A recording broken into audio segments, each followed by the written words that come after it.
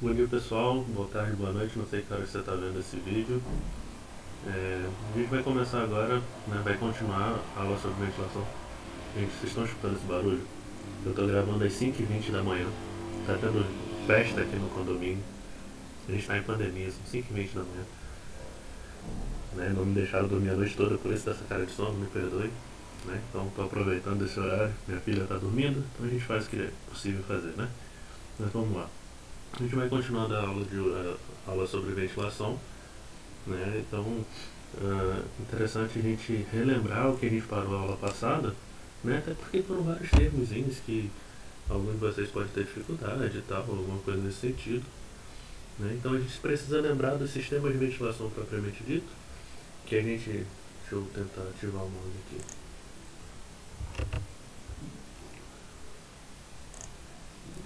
Eu terminei fechando o software em vez de abrir o mouse. Então a gente tem o eixo de descida, onde entra o ar limpo, né? O eixo de subida, onde entra o ar sujo, as portas aqui para evitar o air crossing, né? Para evitar o curto-circuito, desculpa, a mistura do ar limpo e o ar sujo. A gente sabe que cria uma câmara de ar dentro, né? Então o ar limpo ele entra na mina pela entrada do ar, acompanha o mouse, por favor, né? Ele vai para ele. E quando ele está passando por dentro da mina, ele vai sujando, por isso que a gente tem o retorno, né? O retorno do ar sujo. A gente tem os reguladores para controlar a velocidade do ar que está passando e a quantidade de ar que está passando também.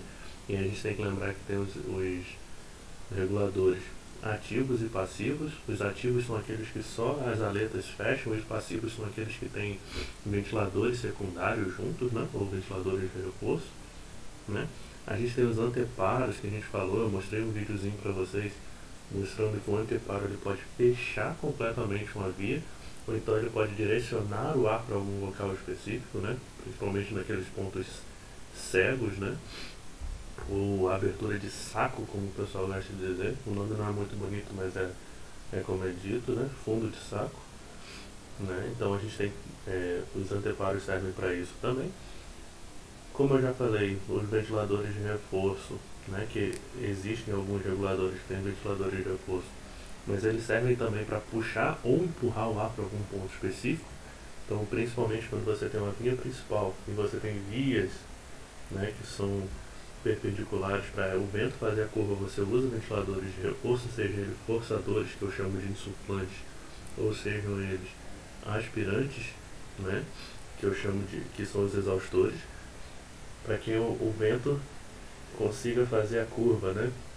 A gente tem os air crossing, que são as misturas, né? Onde o ar limpo cruzaria com o ar sujo, então você precisa fazer uma estrutura para evitar com que isso acontecesse, né? E o importante é que a gente chegue com esse linha azul aqui, que a gente chegue com o ar limpo nas frentes de trabalho que estão aqui embaixo, né?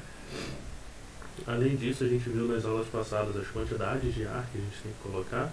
É bem importante que vocês tenham isso na cabeça, na verdade, as quantidades de ar. Vamos lá, lembra comigo. Muita gente não respondeu o exercício que eu deixei para vocês fazerem, tá?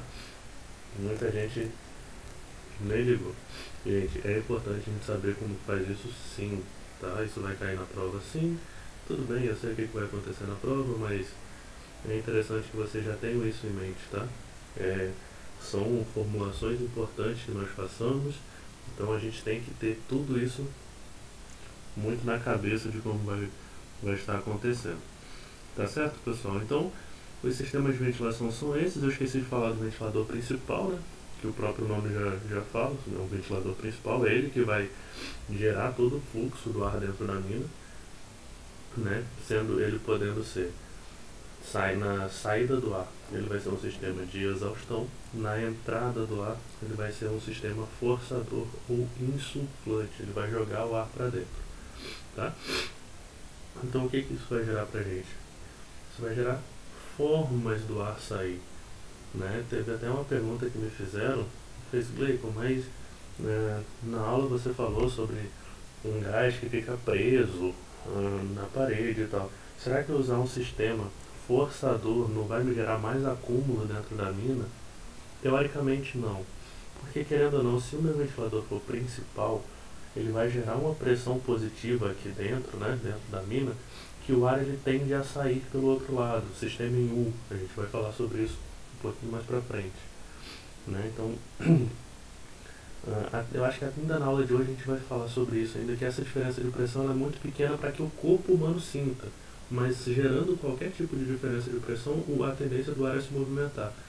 Para quem está fazendo hidrogeologia, vocês vão lembrar das curvas piezométricas, né, que a gente fala lá no fluido dentro de um aquífero, por exemplo, que aí a tendência é que ele saia de uma curva piezométrica de uma cota maior para uma cota menor, né, porque onde tem mais pressão, a tendência é do fluxo ir de onde tem mais pressão para onde tem menos pressão. Então, se eu estou forçando o ar para dentro da mina, a tendência de eu estar gerando, eu vou estar gerando uma pressão positiva e o ar vai rodar. Então, a tendência dessa diluição dos gases acontecer e o ar sair pelo eixo de subida.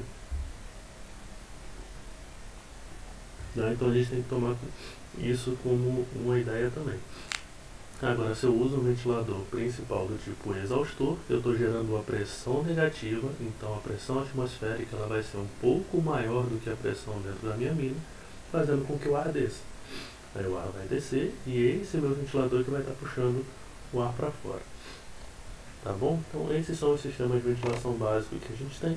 Então a gente tem que, a partir de agora, a gente vai começar a ver outras questões do sistema de ventilação, né? Uma das questões que a gente tem que ver é o local de instalação dos ventiladores principais. Eu já falei sobre isso na aula anterior ou nas aulas anteriores, né? Mas é muito importante que a gente tenha isso na cabeça também. Aonde o ventilador principal tem que ser colocado? Na superfície ou dentro da mina? Né? Eu vou enrolar um pouquinho aqui, a palavra é essa, que eu quero que vocês me respondam. Né? Então, me responde aí, onde que o ventilador tem que ficar? Estou esperando você me responder, né? Espero que você esteja me respondendo, coisa que vocês não têm feito muito, né? Mas vamos lá. Na maioria das minas do mundo, os ventiladores são sempre na superfície, e eu já falei isso para vocês, por questão de segurança e questão operacional também, né? Uma questão de você conseguir controlar melhor seu sistema de ventiladores e tal, fazer manutenções, evitar incêndio, alguma coisa nesse sentido, né? Então fica tudo muito mais fácil quando ele está na superfície do que quando ele está dentro da mina. Nas minas de carvão é obrigatório que eles estejam na superfície por questão de segurança. Tá? Um problema associado aos ventiladores principais subterrâneos surge da necessidade de portas adicionais para a gente fazer aquelas barreiras, né, que a gente tem, dos airlocks, que são os anteparos ou os selos, e das fugas que então podem acontecer na superfície. As fugas é quando começa a ter perda, né, da minha ventilação. Como a fuga é como se a gente estivesse aqui, eu estou na minha sala agora, né? E vamos considerar que eu estou com o ar-condicionado ligado. Se eu tenho uma porta, uma frecha da janela aberta, o ar vai sair por ali, né? Então meu ar-condicionado deveria, se não está ligado, ele deveria ventilar muito mais, então ele vai gastar mais energia e ainda assim ele não vai dar conta, porque sempre vai ter uma quantidade do ar que vai estar sendo expulsa, né? Então é ali que a gente tem que tomar bastante cuidado. Então essas são as fugas. Gleicon, mas como que seria uma fuga numa mina subterrânea? Né? Não tem muito lugar para se ar. Tem. Se eu tenho uma via que não está sendo utilizada, por exemplo, que está aberta, o ar vai entrar nela e você vai estar perdendo ar, por exemplo. Ah, mas isso serve para diluir os gases. Sim, a gente vai até ver um pouquinho sobre isso no futuro. Mas ele serve para diluir o gás de um lado e você está ventilando mais um lugar que você não precisaria. Se vocês lembrarem um pouquinho sobre as considerações de quantidade de ar que eu tenho que fornecer para cada local, são 15 metros cúbicos de ar por minuto, por metro quadrado, né, que eu tenho que ventilar. Então eu não tenho ninguém e eu tenho que ventilar 15 metros cúbicos por minuto de uma área que não tem necessidade. Ali certamente é uma fuga de ar que eu não precisava, né? Então a gente tem que tomar cuidado com isso também.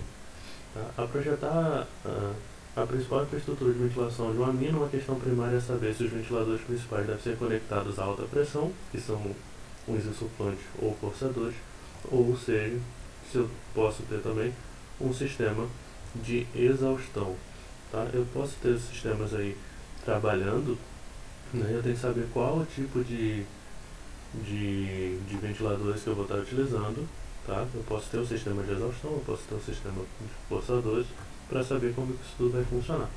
Uma alternativa é conectar os ventiladores principais ao eixo de descida para fornecer um forçamento ou sopro no sistema, ao invés de colocar um sistema basicamente exaustor. Alguém me perguntou no chat lá, né, no fórum, ou foi no WhatsApp, eu não lembro mais, né, qual era o melhor sistema, né? O mais utilizado ainda hoje, eu acho que está nos 2 ou 3 slides na frente, ou no próximo, alguma coisa assim, mas o mais utilizado hoje em dia é o sistema de exaustor, porque ele é mais barato. Só que quanto mais profunda a mina é, pior é o sistema de exaustão, porque você não consegue controlar a temperatura, você não consegue controlar os gases de forma tão eficaz e tão eficiente. Tá bom? Então, uma forma para a gente vencer essas problemáticas é o uso de sistemas de forçamento ou sopro, que eu chamo de insuflante. Tá? Então, como eu falei, a maioria das minas é ventilada pelo sistema de exaustão, só que o sistema de exaustão ele só ventila, ele não resfria. Tá? Você não consegue resfriar o ar para ele entrar na mina, visto que eu tenho um sistema aqui, deixa eu ver, eu tenho um sistema aqui, está entrando ar por aqui, só que aqui só está puxando, então o que vai vir aqui é o ar atmosférico, não tem como resfriá-lo. Tá? Tem como resfriar, então eu teria que fazer uma câmara de gás ali, né, de resfriamento para o ar da atmosfera ser resfriado, seria muito mais complexo. A maioria das minas nem faz isso. É o ar atmosférico e seja o que Deus quiser.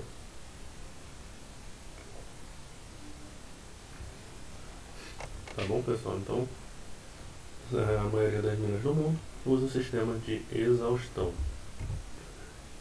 Então, quando a gente vai colocar, né, uns ventiladores principais, a gente precisa pensar em 4 coisas. Controle de gases, como que vai funcionar? Eu já falei um pouquinho para vocês sobre minas grisotosas, né, que tem lá a emanação de gases, que a gente tem que tomar cuidado, como está funcionando. Como é que está sendo o transporte, não só do ar, mas do nosso material, né? Como é que o meu ar está sendo transportado, como que os meus materiais estão sendo transportados, isso é bem importante. A gente vai falar sobre isso ainda hoje, né, na aula de hoje. Mas a gente também vai falar isso aqui um pouquinho lá no final do curso, né? A gente precisa entender da manutenção dos ventiladores e principalmente das suas performances. Tá? Porque dependendo da manutenção, a performance muda. Dependendo de como eles estejam instalados, a performance dele também vai mudar. E isso tudo a gente tem que tomar muito cuidado. Tá? No controle de gases, a gente sabe que a pressão no subsolo é atenuada por uma operação exaustiva, mas ela é aumentada por um sistema ventilador. Então aqui eu tenho exaustão, aqui eu tenho um sistema forçador, né? Então, quando eu preciso de uma pressão negativa dentro da minha mina, eu vou usar um sistema exaustor, mas quando eu preciso, né, de pressão positiva, por exemplo, para os gases nos estratos, eu uso um sistema forçador. Então aqui a gente tem os exemplos clássicos, né, como eu falei para vocês, os ventiladores aqui de exaustão, que eles estão no eixo de subida. Tá? Então aqui eu tenho uma redução da minha pressão dentro da minha mina, fazendo com que a pressão atmosférica seja maior que a pressão dentro da mina. No sistema de forçador, né, eu tenho um ventilador empurrando ar para dentro da minha mina, tá, fazendo que eu tenha um acréscimo de pressão. Então aqui a pressão vai ser maior do que a pressão atmosférica, fazendo com que o ar flua nesse sentido aqui. Tá? Então ele vai sair daqui, vai entrar na minha mina e vai voltar para a superfície por aqui. E aqui eu tenho um sistema misto, tá? Onde eu tenho os 2 ventiladores. Eu não consigo levar o mouse para o outro lado, mas vocês podem ver que nas 2 laterais tem ventiladores. Então aqui dentro da minha mina eu tenho uma pressão neutra, que é o chamado push and pull, que é o puxa e empurra, né? Quer dizer, empurra e puxa. Mas a gente tem aqui uma pressão neutra dentro nesse caso, mas aí a gente sabe que esse é o sistema mais caro. Você tem que ter ventilador dos dois lados, o sistema é mais controlado, né? Então, isso faz com que apenas grandes empresas usem esse tipo de sistema, né? Aqui no Brasil eu não lembro, né? Pelo menos até onde eu conheço, fui e visitei, eu não lembro desse sistema de ventilação neutra. Tá? Eu conheço algumas minas que têm o sistema forçador, eu conheço muitas minas que têm o sistema, né, de exaustão, mas eu não lembro de ter nenhuma que tenha pressão neutra. Se eu estiver errado, né, alguém me corrige aí, que pelo menos serve de crescimento para mim também. Tá? Não. Nesse caso específico, pessoal, a diferença de pressão ela é pequena, né? Ela raramente é maior do que alguns quilopascal, e isso é interessante, porque o corpo humano ele não vai sentir essa diferença, né, de pressão, seja ela positiva ou negativa, para o sistema forçador ou exaustor. Como os gases são mantidos dentro da matriz das rochas, a pressão manométrica são de alguns quilopascal, ou mais evidente é escolher o sistema de exaustão ou forçamento produz pouco efeito sobre a taxa de produção dos gases, mas ainda assim é eficiente você fazer essa troca, né, você fazer o uso de ventiladores do tipo de forçamento, tá? Porque por mais que a gente tenha um pouco efeito, esse efeito ainda é bem sentido e alguns estudos já mostram que ele é eficaz, tá? Então tais acumulações de gases estão a pressão próxima do equilíbrio com vias aéreas adjacentes. Então, se você está próximo, qualquer coisinha que você coloque a mais de pressão, você pode evitar essa emanação de gases, né?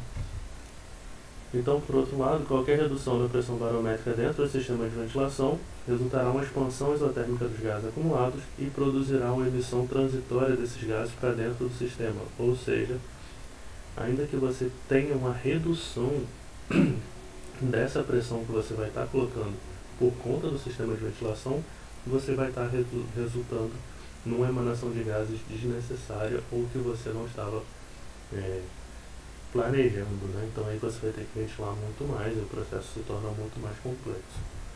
Isso ocorre naturalmente durante os períodos de queda da pressão barométrica da superfície, quando você tem, por exemplo, a variação de dias mais quentes e dias mais frios. Isso pode estar acontecendo para você, e aí sim você vai ter essa troca, né?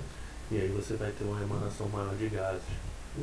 Então aí em alguns países o registro obrigatório nas leituras barométricas de superfície atualizado no início de cada turno. Então antes de uma nova equipe entrar, eles fazem o estudo da pressão, como é que tá, porque dependendo de como essa pressão esteja, a sua ventilação ela vai ter que ser alterada também, tá? A operação em estado estacionário dos ventiladores de exaustão ou insuflantes ou forçadores não produzirá alteração na pressão do ar no subsolo, né? Então aí você tem que tomar muito cuidado, né? Então quando eles estão numa mesma forma de eles estar ventilando, você vai gerar pouca diferença, então ali você já tem um controle do que está acontecendo. Mas se você reduzir essa pressão, se você aumentar essa pressão, isso tudo vai influenciar dentro da mina. No entanto, se a gente tiver uma paralisação de um ventilador forçador, tá? Então eu estava forçando o ar o tempo inteiro, parou o meu ventilador, o que vai acontecer? A pressão dentro da mina ela tende a cair. Gleison, mas calma aí, isso não é perigoso? Não tem emanação de gases? A pressão caiu. O que vai acontecer? O gás vai emanar. Isso não é perigoso para os meus funcionários? É. Só que quando o sistema de ventilação para, por norma, os funcionários não podem ficar dentro da mina. Então, manda todo mundo para fora. Tá certo? Então é muito mais... Essa emanação ela não vai ser imediata, e eu não vou chegar àquele volume, por exemplo, de 0,8% de metano ou de 1% de metano, que aí põe todo mundo em risco. O sistema de ventilação parou, eu evacuo a mina, né, eu tiro todo mundo de lá para que eu possa fazer manutenção dos ventiladores, regular tudo para que eles possam voltar. Então aí você tem um controle maior do que está acontecendo. Tá bom? Então o risco aqui ele é até menor para você estar trabalhando. Se você tem um sistema, por exemplo, de pressão negativa, onde você precisa dessa retirada do ar o tempo inteiro, para garantir que o ar vai estar sempre estando limpo, porque a emanação de gás você já vai ter, né? Se o sistema trava, você não tem como tirar o gás, ele já estava emanando antes, porque a pressão já era negativa. Então ali você tem a tendência de ter um acúmulo mais rápido, né? Isso é perigoso, né? Então, nesse caso específico, você pode ter também, no ventilador de exaustão, um aumento de pressão. Você vai ter um aumento de pressão, porque a pressão é negativa, vai entrar o ar dentro da mina, mas até que ele consiga comprimir o ar para evitar essa nova formação, né, de nova geração de gás, e você já tem um certo acúmulo de gás dentro da mina. Então, não ocorre um pico de concentração de gás corporal geral dentro da mina, e é verdade que quando o ventilador de exaustão reinicia, a súbita redução da pressão irá causar uma expansão e emissão de gás acumulado, como eu falei anteriormente para vocês, né? Então é aí que a gente tem que tomar um certo cuidado. No entanto, isso ocorre no momento de ventilação total e o pico de concentração será muito menor do que o causado pela interrupção do ventilador, né, do forçador, mas ainda assim são questões que a gente tem que tomar bastante cuidado. Então vamos lá. O meu ventilador parou de funcionar, né?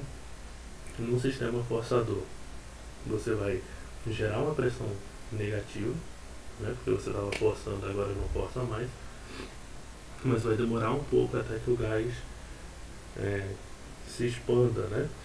No sistema exaustor, você vai gerar uma pressão positiva, porque vai entrar o ar atmosférico, só que o gás já explodiu, o gás estava saindo, até gerar essa pressão positiva para travá-lo de novo, você tem um certo acúmulo de gás ali dentro. Então aqui a gente tem que tomar um certo cuidado. Tá, então, uma outra coisa que a gente tem que tomar cuidado é o transporte, né? E a escolha do sistema de forçamento, né, os insuflantes ou os exaustores aspirantes, deve levar em consideração as rotas preferenciais para o transporte de minerais, pessoal e materiais, porque isso tudo vai influenciar diretamente como a gente está fazendo, né? Então a gente tem que tomar muito cuidado sobre como a nossa ventilação está funcionando, né? Porque ela pode gerar mais poeira, menos poeira, né? Eu posso estar levando ar sujo para dentro da minha mina e outras coisas nesse ponto específico. Idealmente, os transportadores, caminhões e outros métodos de transportar as rochas desmontadas não devem ser obrigados a atravessar portas, até pelo sistema de funcionamento extra, né, mais complexo. Acontece, principalmente em portas. Principalmente caminhões geralmente podem até passar, mas não em grande fluxo, né? Então, um projeto de mina em rota de transporte mineral em galerias principais e içamento em rochas no shaft irá favorecer o sistema de exaustão, tá? Porque isso facilita o processo. No entanto, eu já vi, pessoal, de alguns sistemas de transporte, né, onde o ar descendo pela via principal, tá, ele encontrava caminhão carregado entrando. Ou seja, pensa comigo, um caminhão carregado subindo e a ventilação. Vou mudar só para ficar o sentido que vocês conseguem entender. Um caminhão carregado subindo e a ventilação descendo, passando por cima da caçamba. Como que esse minério vem? Esse minério vem todo sólido, bonitinho, ou será todo uma granulometria grande, né, sem poeira, ou será que ele vem com a sujeirinha? Né? O ar descendo, passando na poeira, desde a entrada da mina até lá embaixo, ele vai sujar. Né? Então a gente tem que tomar cuidado com o sistema de ventilação e por onde o minério está saindo, para evitar que isso aconteça. Com relação à manutenção dos ventiladores, o ventilador de exaustão vai passar o ar que transporta poeira, vapor de água, talvez gotas de água, né? E isso, em uma temperatura mais elevada no ar, isso faz com que ele suje mais, que ele possa ter mais danos, possa quebrar mais, que ele necessite de mais manutenção, né? Então os efeitos combinados desse são o impacto e corrosão nas lâminas são muito maiores nos ventiladores de exaustão, né? E os ventiladores que eles são insuflantes, forçadores, eles relativamente levam ar limpo e requer menos manutenção para esse serviço.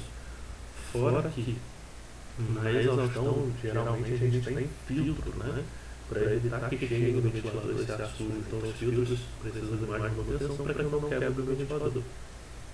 Então tem que parar o sistema, trocar filtro e tal, essas coisas. Tá, então é um processo mais caro, né? Mais caro nesse sentido de manutenção, tá, pessoal? O sistema de forçador, ele tende a ser mais caro no complexo geral, mas a manutenção específica, né, do dia a dia, o OPEX, né, o CAPEX do sistema de forçamento, né? O forçador é mais caro, mas o OPEX é um pouco mais barato.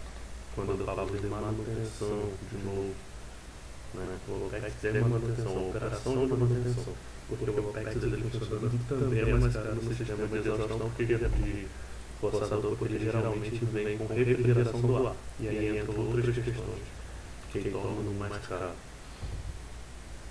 Quanto às performances dos ventiladores, os forçadores normalmente lidam com ar que é mais frio e mais denso, né, do que passa no sistema de exaustão. Para qualquer fluxo de massa dado, o ventilador forçador passará um fluxo inferior a uma pressão reduzida, só que como ele já é mais denso, ele até ajuda a descer de forma mais fácil, né? Tá pegando um eixo descido, então fica até um pouco mais tranquilo.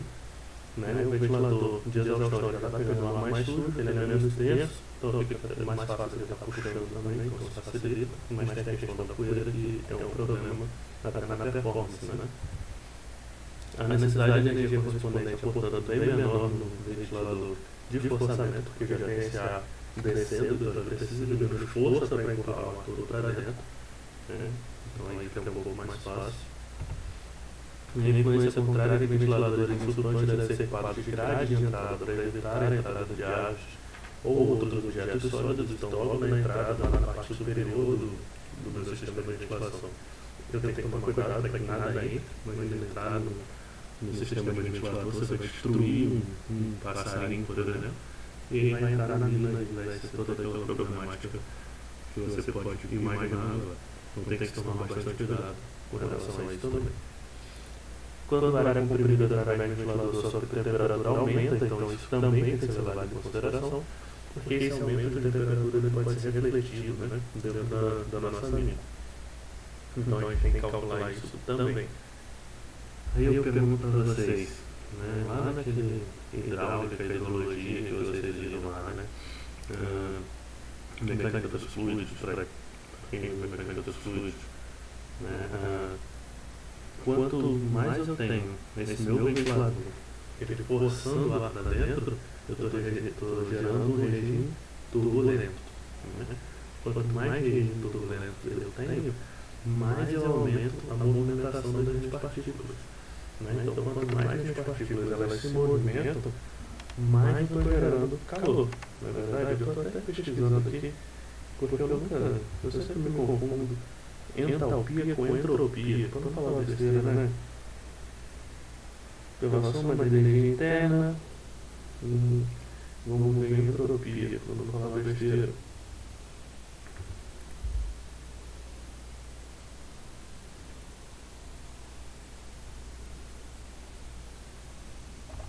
Nem consegui ver isso direito, mas a gente tem a relação entre entalpia e entropia. Se eu não me engano, é entropia que faz, não é entalpia, que faz com a movimentação das partículas, elas aumentam o calor, elas vão se chocar muito mais. Então, no meu sistema de ventiladores, isso vai acontecer.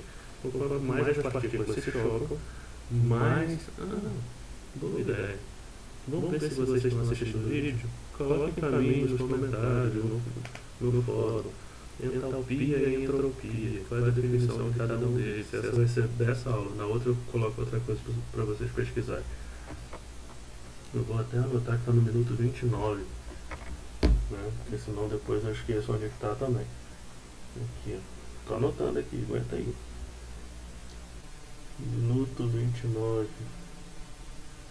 Entalpia e entropia. Pronto, saiu. Por que é importante isso, pessoal? Porque quanto mais essas minhas partículas elas começam a chocar, eu estou aumentando. Tudo bem que nesse caso específico, numa consideração bem pequenininha do acréscimo de temperatura, mas quando isso se torna, por exemplo, eu coloco um ventilador secundário, um reforçador ali no meio, né? Isso tudo vai levar pra gente mais aumento de temperatura. Agora vamos pensar na mina de Tautona, né, lá na África do Sul. Tem até uma que é mais profunda, a M-Pong, se eu não me engano, né? Eu acho que é a M-Pong, que ela é considerada a mina mais profunda do mundo. M-Poneng é o nome da mina, é uma mina de ouro da África do Sul. Dizem que ela já passou dos 4.200 metros de profundidade. Agora pensa na quantidade de ventiladores que eu não tenho que colocar para até chegar lá no fundo, e eu aumentando essa entropia, essa entropia, entalpia do processo, isso vai gerando mais impacto, vai gerando mais calor, e quando chega lá embaixo não está na temperatura com que eu queria. Fora com que eu vou ter perda de carga por choque, por atrito, que isso vai influenciar também, mas o próprio ventilador ele pode estar aumentando a minha temperatura. Então aí isso já me gera um problema específico, né? Porque esse meu problema específico que vai ser gerado é que eu preciso ventilar mais, ou então eu preciso resfriar mais, e isso torna a minha operação um pouco mais cara, tá? Se o ar não tiver gotículas de líquido e houver uma transferência de calor significante através da carcaça do ventilador, então o aumento da temperatura, né, o ΔT, ele é considerado como 0,286 a eficiência isentrópica vezes a temperatura absoluta de entrada em Kelvin sobre a pressão barométrica de entrada em Kelvin vezes a diferença, né, da pressão absoluta do meu ventilador. Ou seja, a gente já sabe que a temperatura inicial e a pressão inicial e a diferença de pressão, isso vai influenciar diretamente, né, nessa variação de temperatura, além da minha eficiência isentrópica, que ela é relacionada ao processo de compressão adiabática, ou seja, onde eu não tenho troca de calor. E cada tipo de ventilador ele vai gerar uma eficiência isentrópica, então a gente precisa ver qual é a eficiência de cada um deles, tá bom? Então, Gleico, qual é a eficiência de cada um? A gente tem que ver para cada tipo de sistema para ver qual vai ser essa variação de temperatura gerada pelo meu ventilador. Lembrando também que tem a variação de pressão, então a gente tem as pressões positivas e as pressões negativas, né? Então o aumento da temperatura através do ventilador forçador será refletido por um aumento de temperatura média nas vias aéreas de admissão. Então aí que a gente tem que tomar bastante cuidado, né? A temperatura ideal, né, de uma mina que ela esteja entre 21 e 29 graus, aqui no Brasil principalmente, né? Se você coloca 29 graus para o pessoal que está lá na Rússia, eles vão morrer de calor. Então a gente tem que tomar muito cuidado com isso, né? Porque essa temperatura de 20, 21 graus é aquela temperatura que todo mundo consegue trabalhar de uma forma bem tranquila. Mas, por exemplo, tem um vídeo, que eu não sei se eu mostrei para vocês já, que é um vídeo institucional da Vale, da mina de Taquari Vassouras, que eles falam que dentro da mina eles trabalham com temperatura de 4 graus em alguns pontos, né? Porque lá eles precisam disso, que o minério requer, que os equipamentos requerem isso. Então, aí eles têm que entrar com aqueles roupões e tal, que é tudo bem mais complexo, né? Então a troca de calor nos estratos é suscetível de atenuar os efeitos antes de atingir as vias de trabalho, né? Então a gente tem também o grau geotérmico que vai influenciar. Então eu posso ter o aumento, né, da temperatura no meu ventilador, e eu posso ter o aumento da minha temperatura também pela troca de calor entre o ar e a rocha, que isso também vai influenciar. Então esses cálculos que a gente vai fazer, eles influenciam diretamente no resultado final dentro da minha mina, tá? Então aqui, por exemplo, quando eu tenho uma pressão neutra, né, isso já ajuda pra gente, onde já dificulta um pouco mais aquela troca de calor, né? Porque a própria fórmula fala pra gente da diferença de pressão. Com a pressão neutra eu não vou ter troca de pressão, então a diferença de calor é bem pequena nesses pontos específicos. Tá?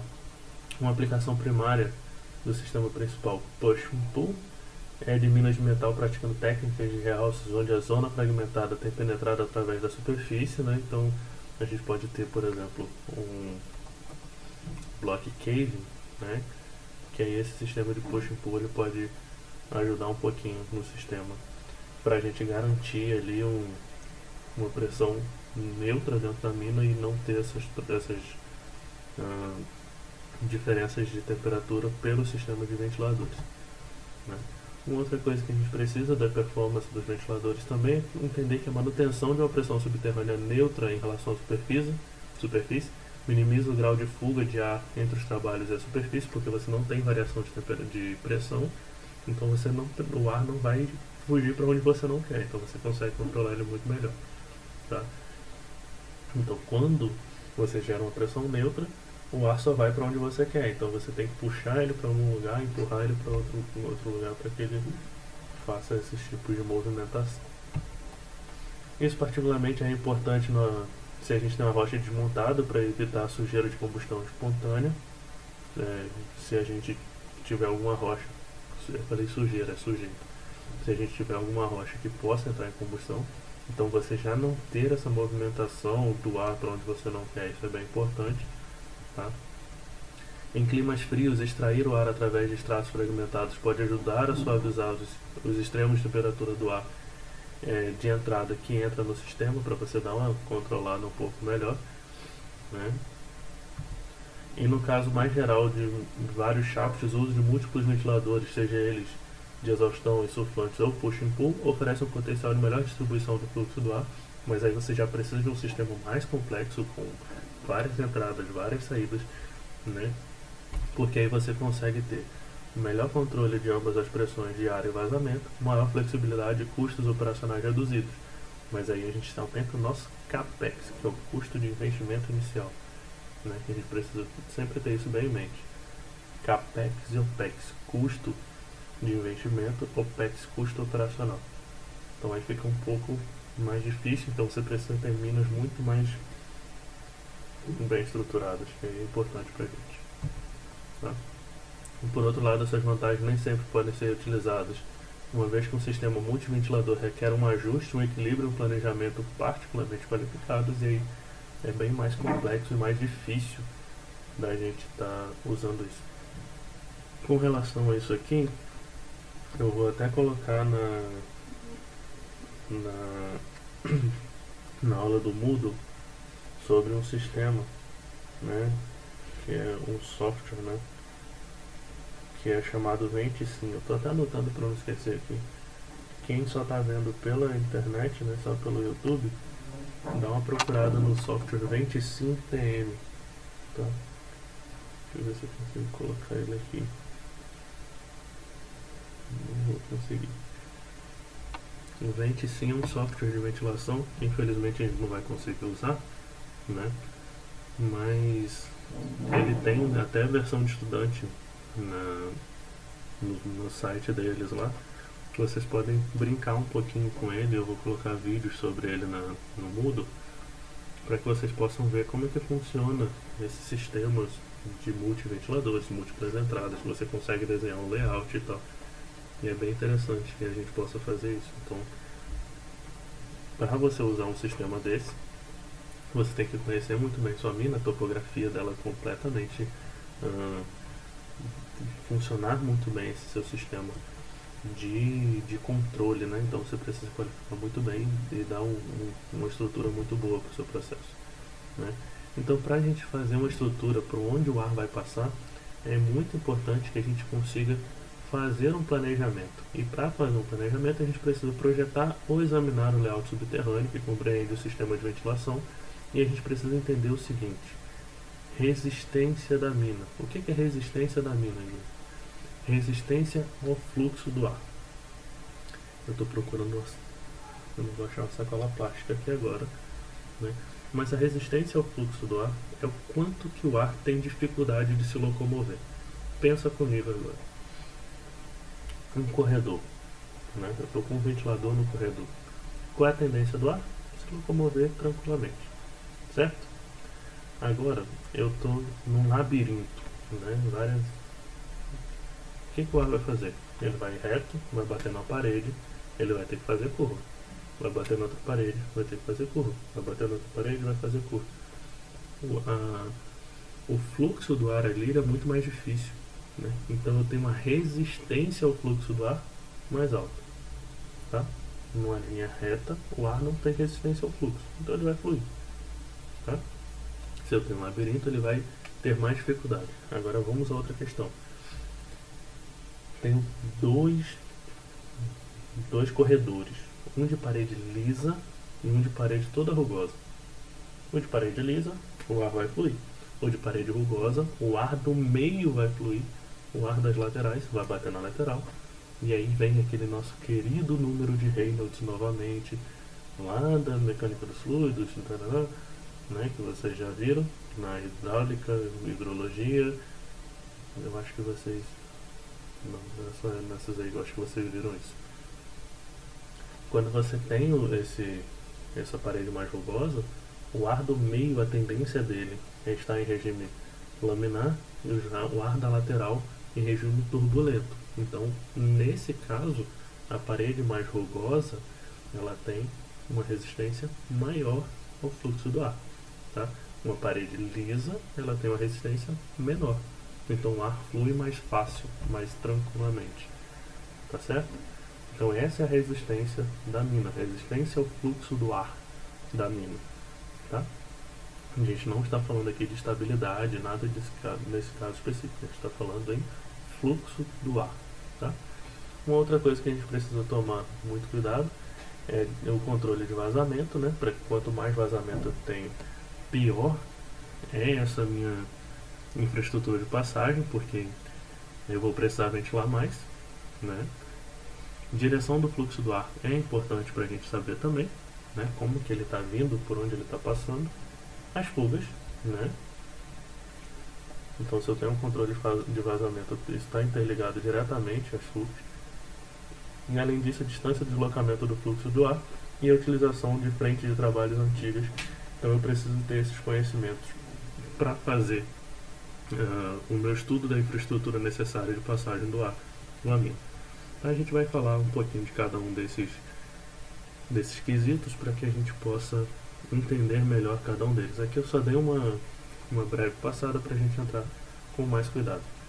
Mas se a gente estiver olhando aqui, ó, o ar ele está entrando, né, por essas duas vias aqui principais, tá certo? Aqui, ó, eu tenho um anteparo, tá? Um airlock. O que é esse anteparo? O ar não vai vir para cá, porque se ele vier para cá eu tenho um curto-circuito, que você pode ver que aqui é um retorno do ar, tá bom? Então o ar vai estar entrando, ele pode até fazer uma pequena curva aqui, né? Mas ele não vai vir com grande quantidade e ele vai passar. O que vai acontecer aqui, ó? Ele já acabou de falar, eu tenho duas passagens. Eu tenho duas passagens porque eu li aqui embaixo. Ele tem duas barreiras aqui, né? Ou selos, né? Por que disso? Porque eu não quero que o ar venha para cá diretamente. Eu quero que o ar venha nesse sentido. Quando ele chega nesse sentido aqui, ele vai bater aqui e vai voltar. Ele vai vir para cá, vai voltar, então ele só pode fazer esse sentido. Aqui eu tenho regime turbulento, tá bom, pessoal? Porque o ar vai bater aqui e vai voltar, então aqui eu vou ter um turbilhonamentozinho, mas aí o ar vai começar a ser jogado nesse sentido. O ar que está vindo nesse sentido aqui, ele vai vir em frente, um pouquinho vai ser perdido para cá, um pouquinho para cá. Então isso aqui pode ser até uma mini fuga, né, nesse meio do caminho aqui, principalmente esse lado de cá. Tá? Então aqui, esse meu ar, ele não tem como vir para cá também, porque vai ter uma barreirinha. Então a tendência dele é vir nesse sentido. Só que se ele só viesse nesse sentido, ele ia bater aqui em cima, não ia ter como sair. Por isso que aqui a gente pode usar um anteparo, tá? Por que esse anteparo? Porque ele não vai lá até o final. Cadê meu mouse? Ele tá chegando aqui, não chega até o final, mas aqui ele chega. Ele não vai até lá no final, ele faz uma curva, tá? Pro ar que ele venha entrando por aqui, chegue lá na frente, ele consiga fazer uma curva.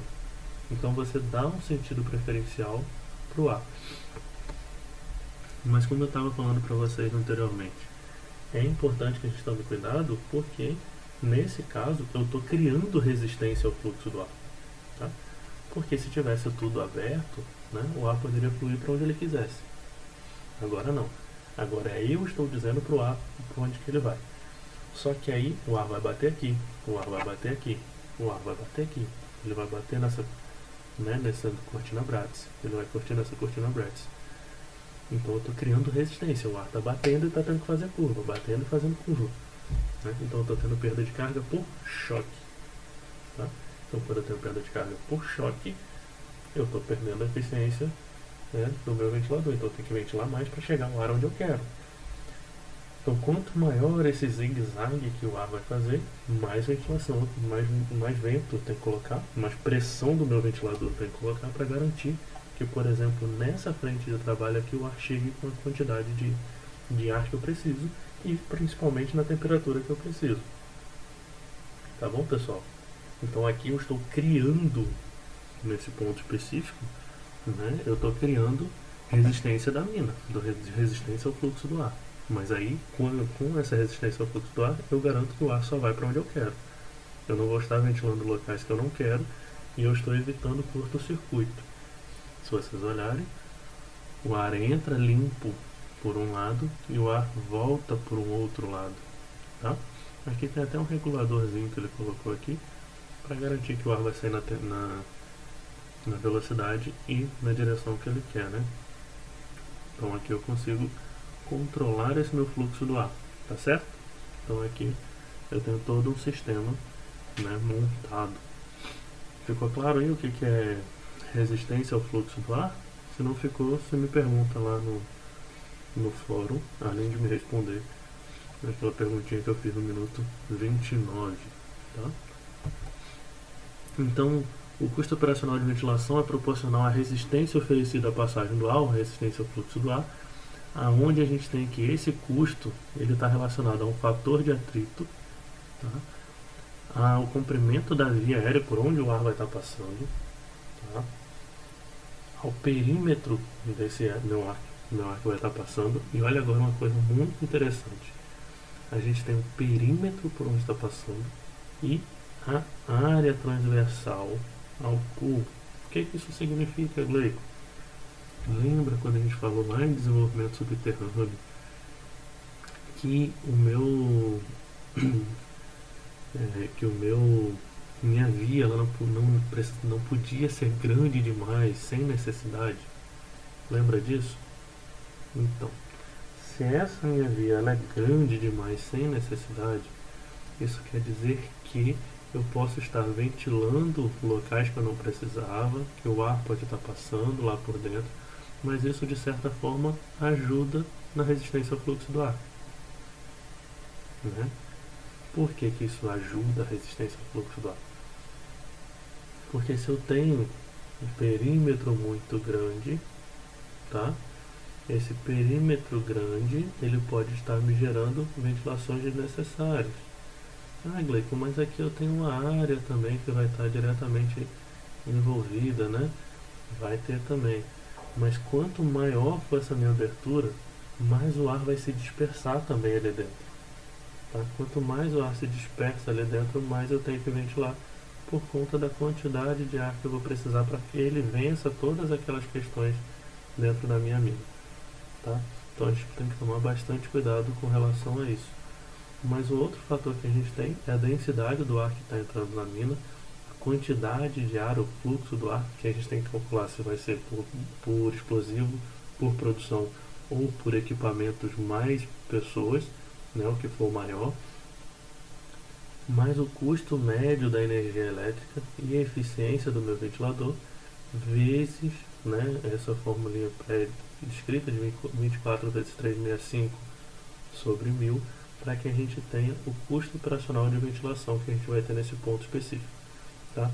Esse fator de atrito que está aqui representado, ele pode ser o fator por choque ou por atrito, né? Que a gente precisa entender que aqui é a perda de carga com que a gente vai ter, né? Então a gente tem que tomar bastante cuidado com isso também, tá? Voltei aqui. É importante, Gleico, eu preciso decorar essa fórmula toda, meu Deus do céu, que fórmula gigante. Não, decora isso não. Eu preciso que você entenda como que cada um desses fatores eles vão influenciar. Por exemplo, quanto maior for essa minha via que eu vou estar trabalhando, mais caro vai ser minha ventilação. Concorda comigo? Quanto maior minha via, independente dela ser lisa ou dela ter uma parede rugosa do meu desmonte não ter sido muito bom, né? Eu vou ter mais perda de carga, eu vou precisar ventilar mais, e isso gera um custo maior para mim, tá? Quanto maior for esse meu perímetro, mesma coisa, ela vai ser muito longa e muito grande, tá? Isso vai me gerar um custo maior. Gleico, mas nesse caso específico a área também é grande, então isso vai reduzir um pouco o meu custo, né? Beleza, mas você está aumentando o seu custo justamente porque ela é muito longa. Quanto mais longa, mais cara a sua ventilação, né? Quanto maior for o seu fator de atrito aqui, né? Quanto maior for a sua perda de carga, mais cara a sua ventilação. Quanto mais denso for o seu ar, mais cara a ventilação. Quanto mais você tem que ventilar, mais cara a sua ventilação.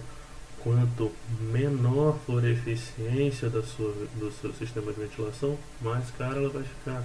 Quanto maior for o custo da energia, mais cara ela vai ficar. Então isso tudo tem que ser levado em consideração, tá? Por exemplo, com relação ao custo de energia, eu tenho energia elétrica que ela vem do sistema elétrico ou ela está vindo de geradores, por exemplo, né? Então a gente tem que ver qual é o custo que isso está me gerando. E aí a gente tem que avaliar ponto por ponto para que a gente chegue a esse custo operacional da nossa ventilação. Tá? Então isso aqui é interessante a gente ter ideia de como isso está funcionando. E se vier cair alguma avaliação, não tem problema porque vocês vão ter os slides. Não é verdade? Então aí fica fácil para vocês. Essa resistência, né, ao fluxo do ar, por sua vez, depende do tamanho, o número das aberturas e da maneira com que elas estão interligadas, né? A resistência da mina, né? Resistência ao fluxo do ar da mina, como eu tinha mostrado na imagem anterior para vocês.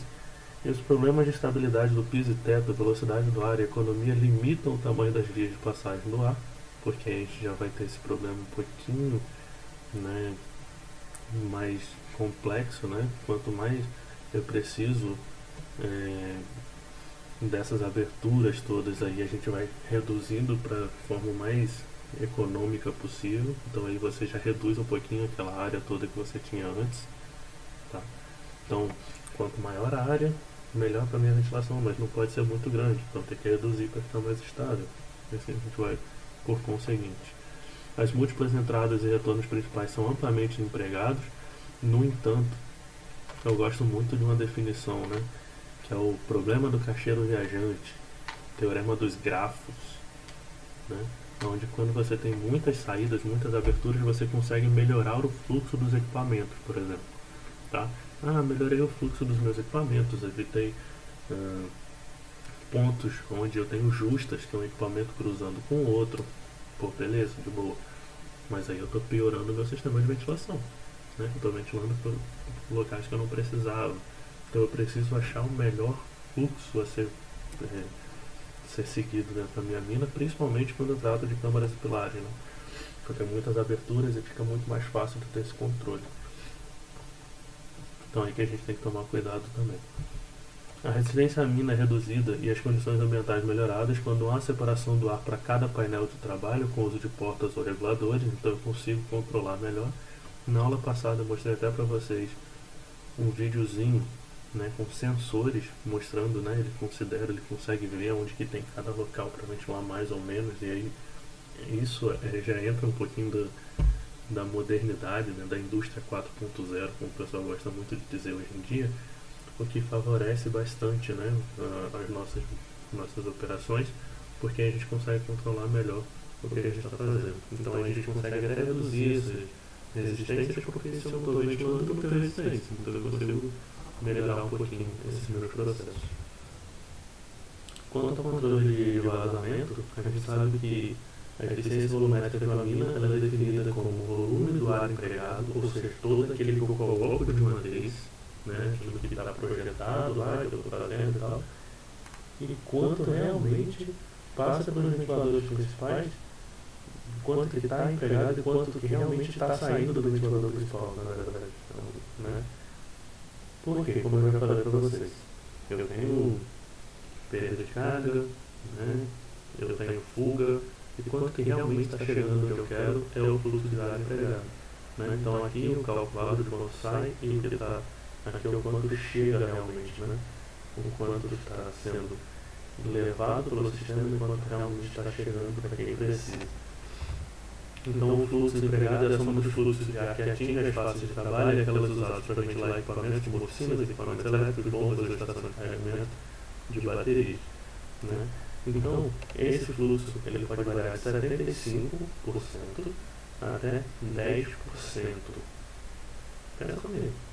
Estou ventilando pra caramba. Mó grana. 10% não é muito legal, né? Isso acontece mesmo, Blake? Bom, esse valorzinho de 10% indica um grande vazamento do ar que pode ocorrer numa mina. Olha esse videozinho aqui. O que vocês acham que está acontecendo aqui? Vou voltar o vídeo só para vocês poderem ficar bolado comigo. Isso aqui é um vazamento, tá? Isso aqui é um sistema que ele é secundário, tá? E aí eu estou levando lá para um local específico, mas ali é um vazamento clássico, né? O ar não está chegando onde deveria chegar. Então eu estou empregando muito ar para chegar lá no rezinho da esquina e não está chegando nele, tá? Então eu preciso ventilar cada vez mais, mas ali tem um furo no duto do sistema secundário que não está deixando chegar. E acredite, tem muito funcionário que está fazendo operação no meio do caminho, que ele está sentindo calor, ele vai furo o duto e acaba batendo em cima dele. Tá? Então ele vai se resfriar. Não, aqui está suave, eu estou sem calor nenhum. Mas lá a galera que precisava de mais ar, não chega. Tá? Então isso é uma fuga, isso é um problema, um vazamento clássico. Tá? Então isso acontece com uma certa frequência nas minas subterrâneas. Vou parar por aqui essa aula, daqui a pouquinho, ou quando você for vendo, daqui a pouquinho para mim, a gente continua esse conteúdo. Tá bom, pessoal? Então não esquece de me responder lá, minuto 29, entropia e entalpia, para que a gente possa estar colocando no fórum para eu saber que vocês realmente estão assistindo a aula. Tá ok? Valeu, até breve.